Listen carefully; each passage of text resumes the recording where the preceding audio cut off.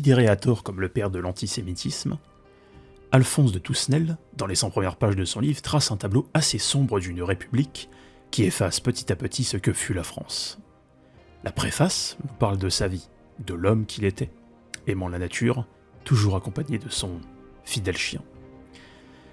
Et bien plus tard dans l'œuvre, il s'efforcera de démontrer que le gouvernement de l'époque, alors sous la cave La Plagne, est composé d'hommes qui cherchent à séduire, qui préfèrent le profit personnel à une bonne fiscalité, opérant à la vue de personnages hauts en couleur, dont le nom, qui nous rappelle le faste, continue encore de retentir. Rothschild, Ford, etc. Une analyse tout en finesse sur d'étranges mouvements financiers, des entreprises de presse qui opèrent contre les intérêts du pays. Mais il observe aussi des choses dans d'autres nations, contemporains de son époque, comme en Russie avec l'empereur Nicolas, qui rappelle au J, par un oukase, qu'ils doivent cesser de faire nation dans la nation. En bref, je dirais qu'il expose des faisceaux d'indices intéressants, que je m'efforcerai de connecter avec d'autres lectures. Ceci est l'épisode 1, où je vous présente la préface et l'introduction. Bonne écoute à vous.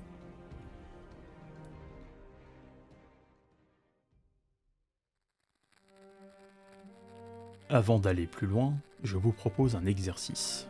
Munissez-vous d'un support pour écrire, puis relevez les passages de la vidéo par de grandes phrases. Ce petit exercice, plus pratique qu'une simple écoute, vous permet avec vos mots de retenir le contenu de la vidéo. Je vous souhaite un bon visionnage.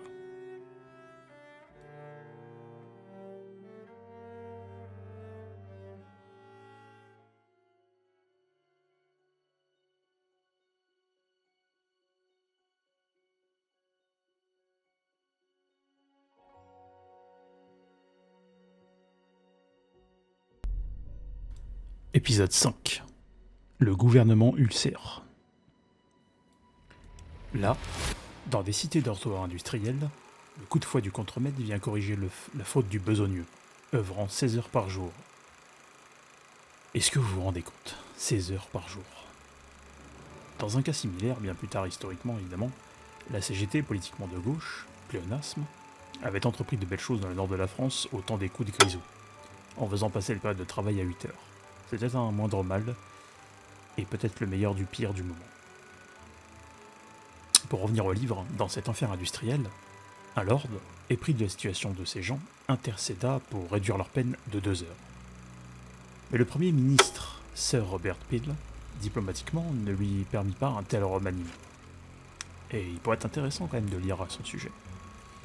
Voir les accointances qu'il avait avec une certaine ethnie, une certaine religion, peut-être.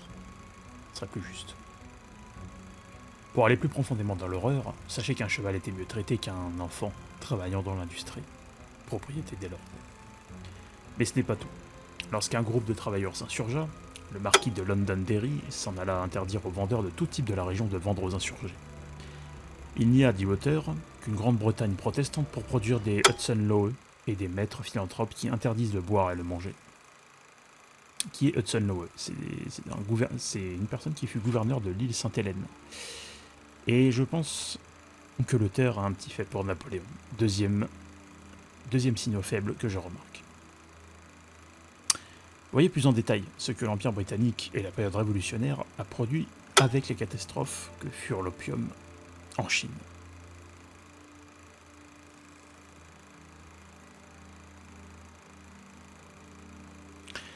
Après un long récit, relatant les faits les moins nobles de l'Empire britannique, l'auteur demande où sont cachés les Napoléons, les Louis XIV et les Richelieu.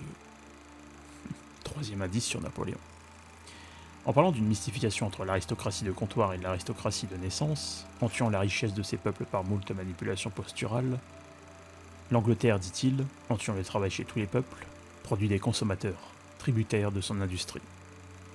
La folle course manufacturière, aidée de l'industrie, fait qu'elle se mange elle-même. Il dit pour conclure que cette eschatologie, entre guillemets, rapprocha les peuples d'outre-Manche et d'Angleterre, et que la France historique a reçu mission de Dieu d'émanciper les peuples.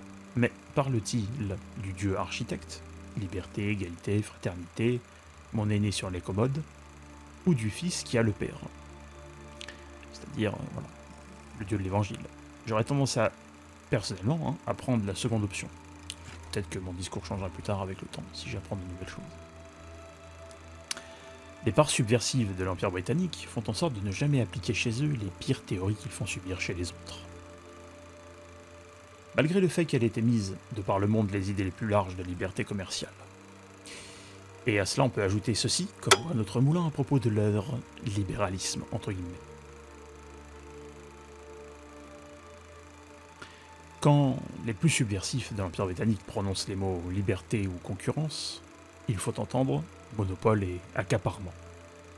Et comme ils ont 10 fois plus de machines que nous autres, ils gagneront cette bataille qu'ils demandent à chaque fois.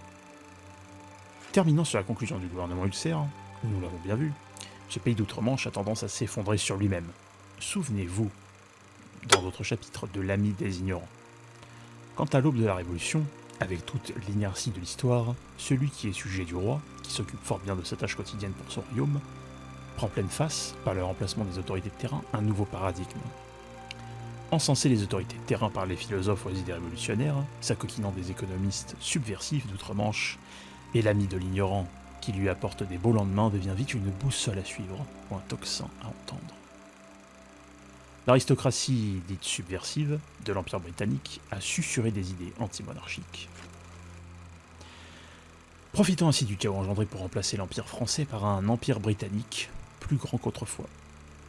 De Tousnel souhaite nous démontrer dans les prochains chapitres que les progrès des libertés populaires de notre histoire sont corrélés à l'autorité royale. Et j'ajouterai personnellement peut-être à cela une chose, en partant d'une séquence historique du meilleur du pire, en propageant le meilleur, alors oui. Voilà, c'était l'épisode 5 à propos du gouvernement ulcère. J'espère qu'il vous a plu, il était assez court. Quant à moi, je vous dis à la semaine prochaine pour une nouvelle vidéo.